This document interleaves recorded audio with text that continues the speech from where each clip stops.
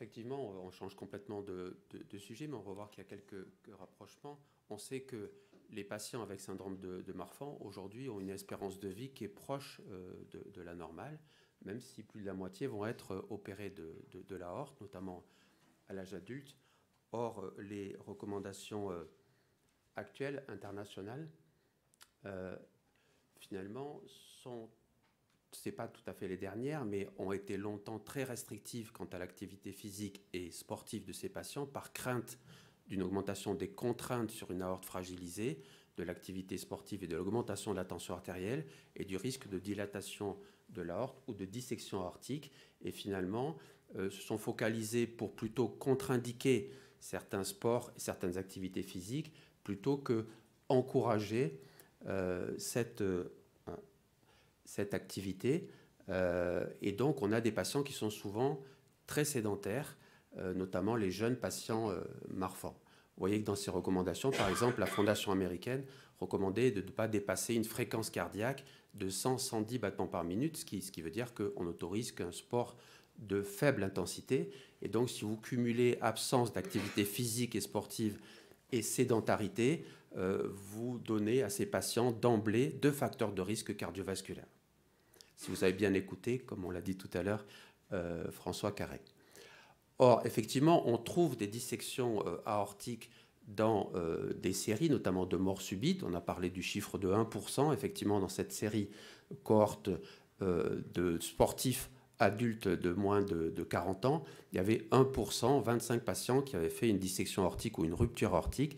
Et principalement, c'est des patients assez jeunes, en moyenne de 17 ans, plutôt des garçons, et le plus souvent en période sportive avec des sports classiques, notamment aux États-Unis. Mais dans la majorité des cas, dans plus de la moitié des cas, c'était des patients Marfan ou apparentés, mais dont le diagnostic finalement a été fait a posteriori. Ce n'étaient pas des patients connus pour ce syndrome et donc pris en charge comme on le fait habituellement. Or, l'activité physique et sportive chez des patients qui n'ont pas d'aortopathie ne dilate pas l'aorte, en tout cas pas de façon très significative. On a bien quelques patients, 0,3%, qui dépassent 40 mm, mais c'est quand même une minorité. Et ces patients-là ne montent jamais à 44 mm et ne dilatent relativement peu leur aorte. Chez les patients Marfan ou apparentés avec orthopathie, par contre, il y a très peu d'études. Et les études qu'on a sont des études assez récentes faites chez la souris. Chez la souris Marfan, chez qui on fait faire du sport pendant 5 mois avec une activité d'endurance modérée, eh bien, au bout de 5 mois, elle a plutôt une aorte qui est moins dilatée et une progression de la dimension aortique qui est moins dilatée que la souris sédentaire Marfan.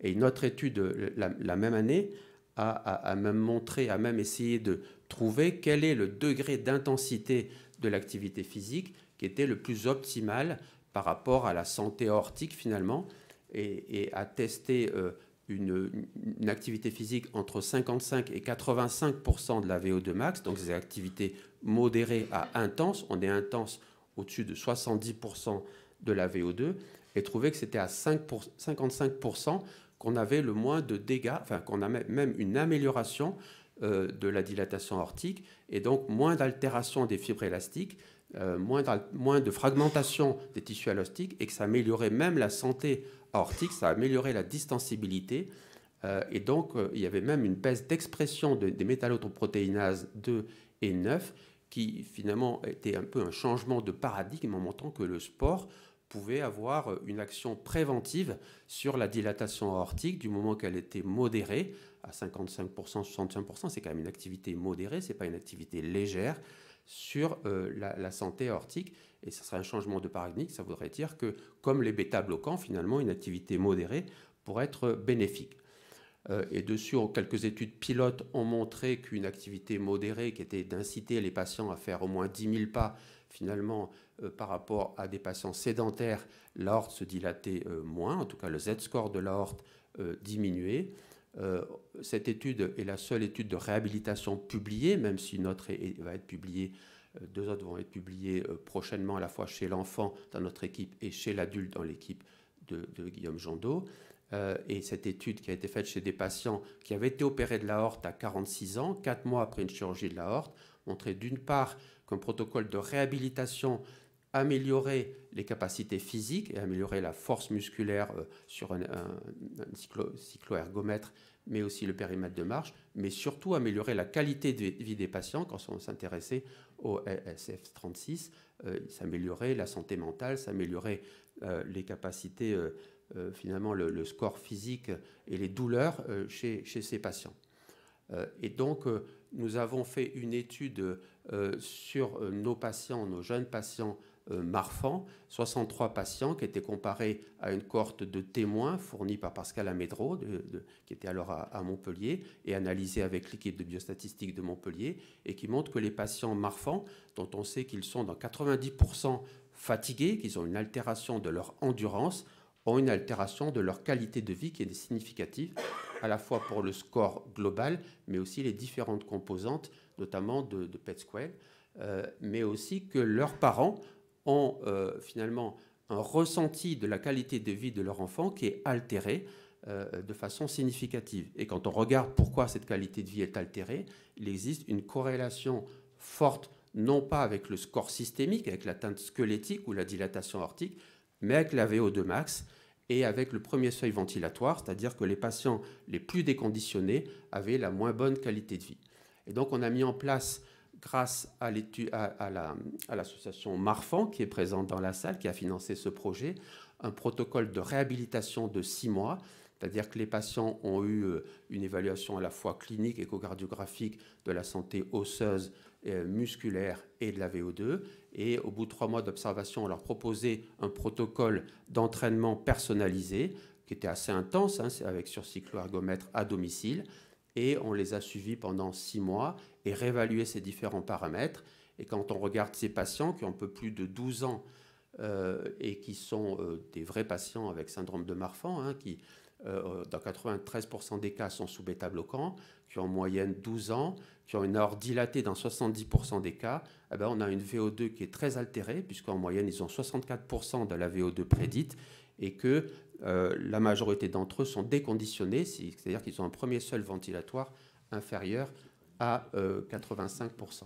Et quand on a, au bout de ce protocole de réhabilitation, d'une part, l'aorte ne se dilatait pas, elle a plutôt tendance à diminuer en Z-score, et puis surtout, la VO2 s'améliorait, notamment chez les patients qui étaient le plus déconditionnés et qui ont suivi jusqu'au bout le protocole, qui n'était pas un protocole facile. Certains ont abandonné, donc on les voit, ils sont en rouge ou en bleu, mais la majorité d'entre eux, en tout cas ceux qui étaient le plus déconditionnés et qui ont suivi le protocole, se sont améliorés. Et surtout, le plus remarquable sans doute, même si on n'a pas fini les analyses, notamment sur d'autres aspects, l'aspect osseux et musculaire, c'est que leur qualité de vie, au bout de 6 mois de réhabilitation, s'est nettement améliorée, à la fois pour les jeunes patients, mais aussi pour le ressenti des parents, la perception de la qualité de vie ressentie par les parents. Donc ça nous a paru quand même très, très intéressant, même si c'est préliminaire. Et donc, on a envie d'encourager l'activité physique et sportive, notamment chez les jeunes patients Marfan. La difficulté que l'on a, c'est toujours un vrai dilemme de passer à on fait presque rien du tout à une activité modérée. Une activité modérée telle que c'est recommandé chez l'adulte quand l'aorte n'est pas dilatée, ça correspond à entre 40 et 70% de la VO2, alors que jusqu'à maintenant, on autorisait une activité à moins de 40% de la VO2, c'est-à-dire une activité légère. Mais vous voyez que d'une part, les recommandations de l'ESC 2020 ne sont pas adaptées aux jeunes patients, et d'autre part, qu'elles restent restrictives quand l'aorte est modérément dilatée, ce qui concerne la majorité des patients, c'est-à-dire entre 40 et 45 mm, on n'autorise qu'une activité qui est légère.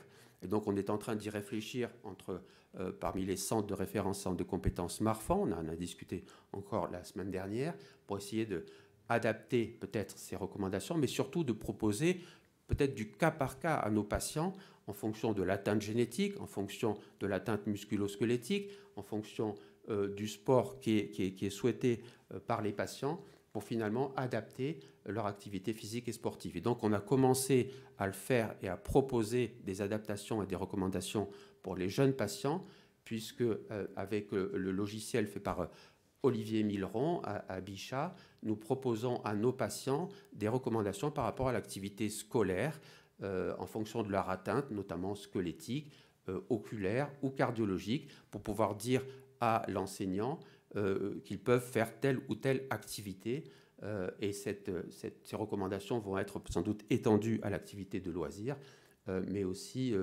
peut-être adaptées pour être un peu moins restrictives. Et donc, en perspective et donc en conclusion, nous avons montré avec l'étude Marfan-Power qu'on améliorait avec un protocole de réhabilitation d'activités qui n'étaient pas restrictives la capacité physique et la qualité de vie des patients. C'est évidemment pas suffisant, il n'y avait que 28 patients. On va avancer avec le protocole M&M's, Marfan & Move, qui a eu d'une part un financement de la filière Fava-Multi qui est présente ici, mais aussi qui a reçu hier une bourse de la Société française de cardiologie. Donc il va consister à un protocole aussi de réhabilitation plus ludique, on va dire, avec des appâts, pour montrer finalement l'intérêt de sans doute coacher ces patients pour leur permettre d'avoir une activité physique et sportive plus régulière. Et enfin, on étudie un poisson marfiche, un zébrafiche marfan chez qui on fait de la nage contre courant. Bien sûr, on ne va pas étudier la qualité de vie chez ces patients, mais bien leur atteinte cardiologique, musculaire et osseuse pour montrer le bénéfice d'une activité d'endurance modérée. Et on est finalement convaincu qu'il faut aller vers ça. On n'est pas les seuls, puisque l'association Marfan est sur la même longueur d'onde et va encourager cette activité de plus en plus chez ces patients. Et bien sûr, c'est un travail de toute l'équipe du centre de référence Marfan. Il manque Ettore Guittard qui a reçu hier la bourse de la Société française de cardiologie. Je vous remercie.